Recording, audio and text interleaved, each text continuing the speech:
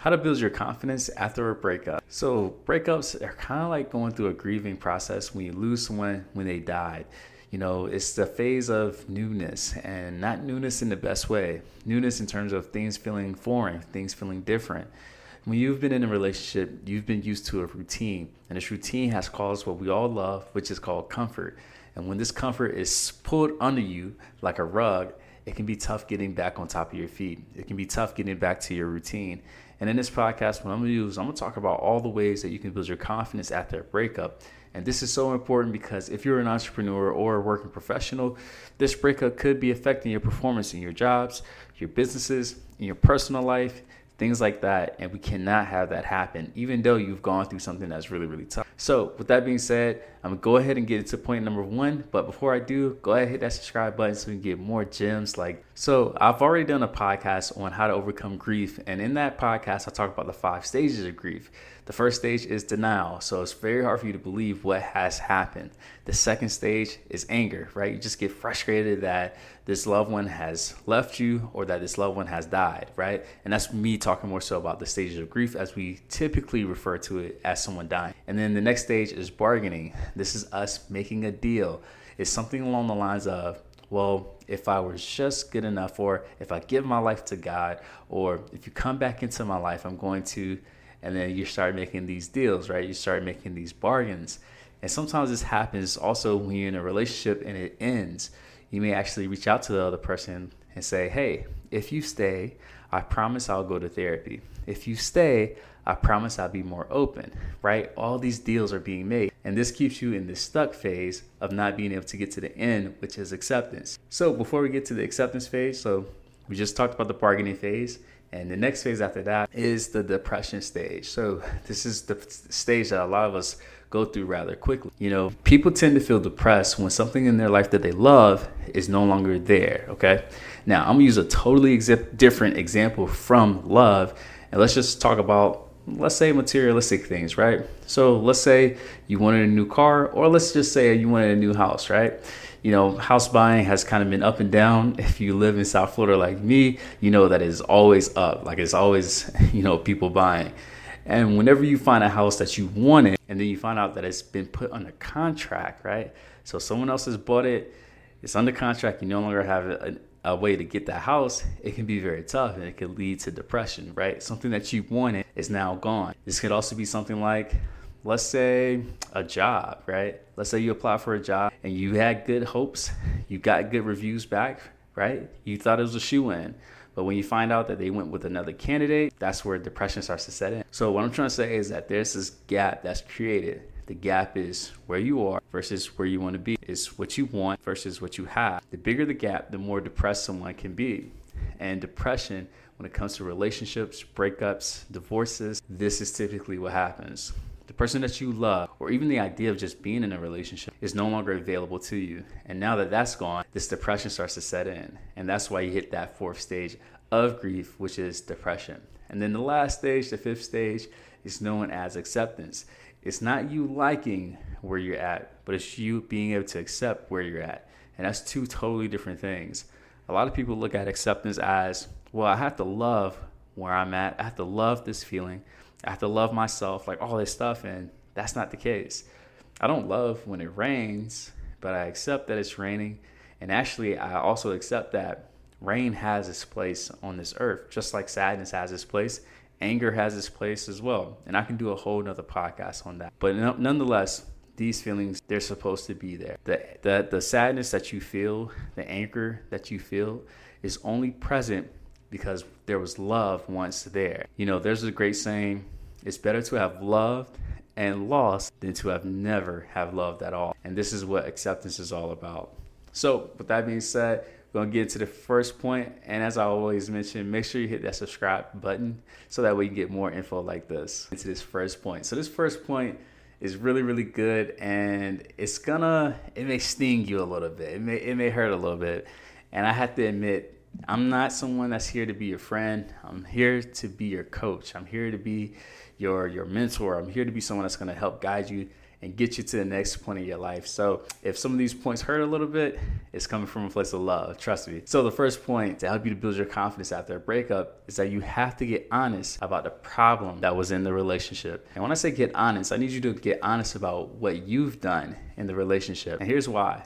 When you take ownership of the problems that you've taken, the problems that you created, the problems that you avoided in a relationship, it gives you the ownness, it gives you the roadmap now that you need to be able to overcome these problems and make sure that they're not a reoccurring problem in future relationships. One of the best things that we can do is build a level of trust within us that we can handle and do tough things. If I know that I can handle being vulnerable in a relationship, I would feel more confident going into the next relationship, especially if being vulnerable was something that I lacked in my previous relationship. You see where I'm going with this? Do you understand why it's important for you to own your problems, to get real about your problems? I'll give you another thing too.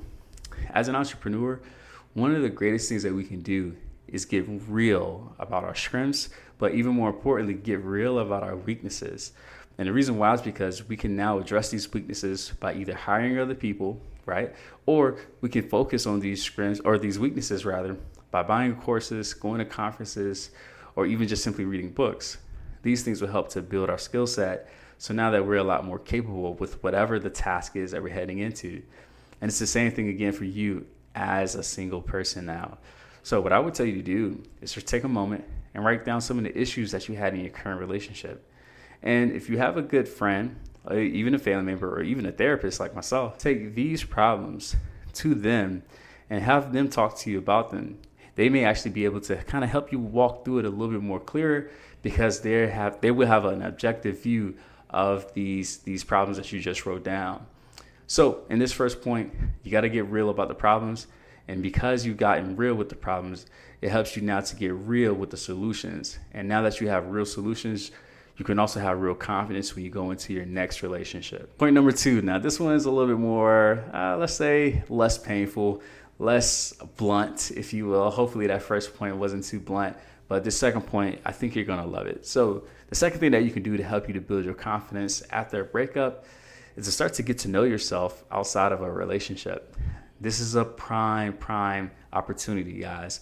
I know right now it may not feel like it, but in this moment, you have an ability to figure out what it is that you truly want out of life.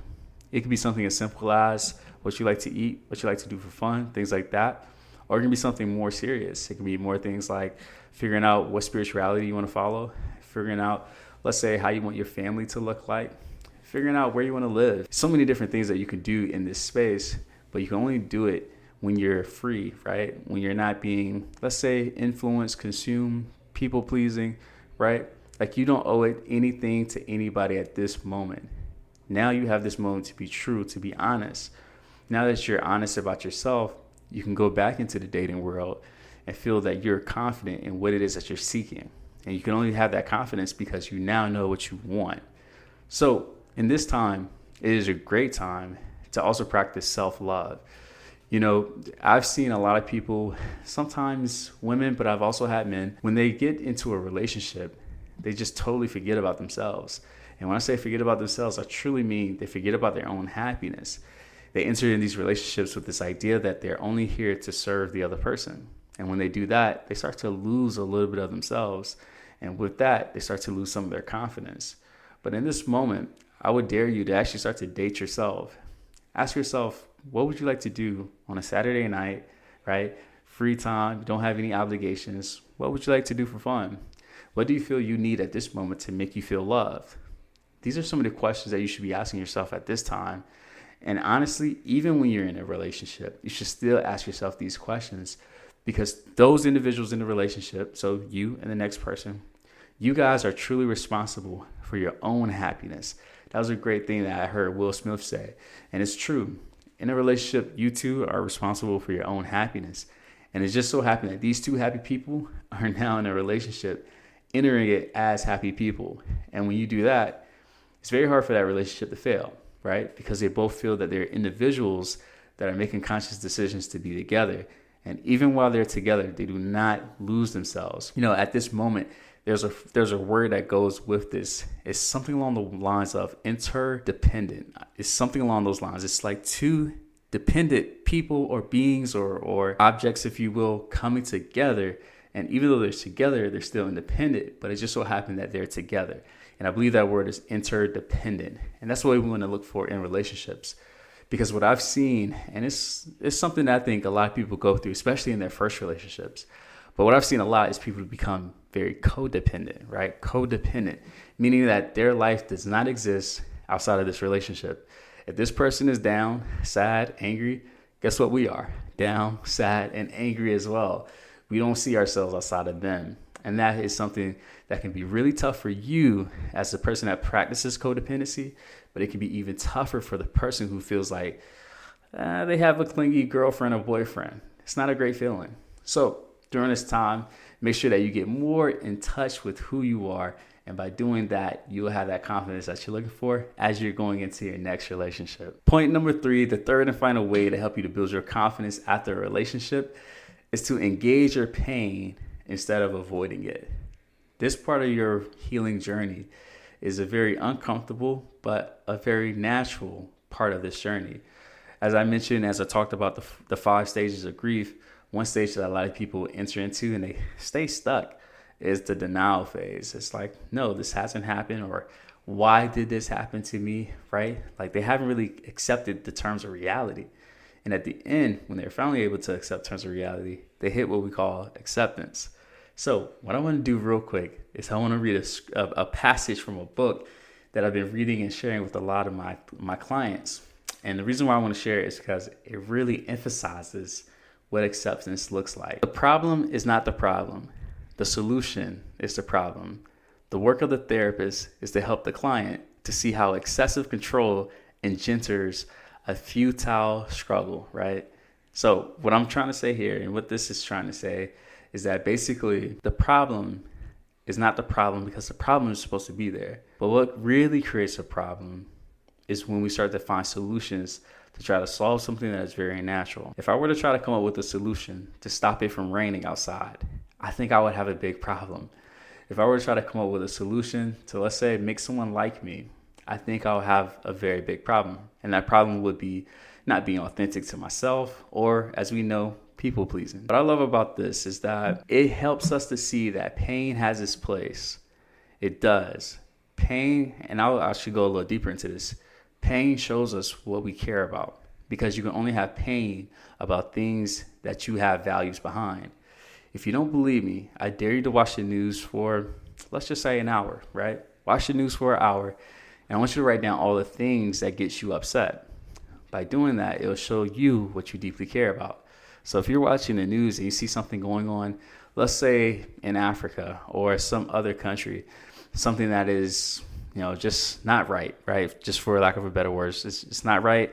It's a travesty. It's injustice, if you will. I want you to write down those things and ask yourself, like, why is this something that bothers me? And when you write it down, you're going to come up with a value. That value may be something as simple as common humanity. We all on this earth deserve to be treated as humans, but we all know that that doesn't happen to everybody on this earth. This is why pain is needed, because it serves as a compass for the things that you care about, for the values that you have. And that's what we want to do. So during this time, during your breakup, if you feel pain coming around, if you feel sadness coming around, which is, again, one of the steps of grief, I want you to allow it to be there by simply telling yourself that this is okay.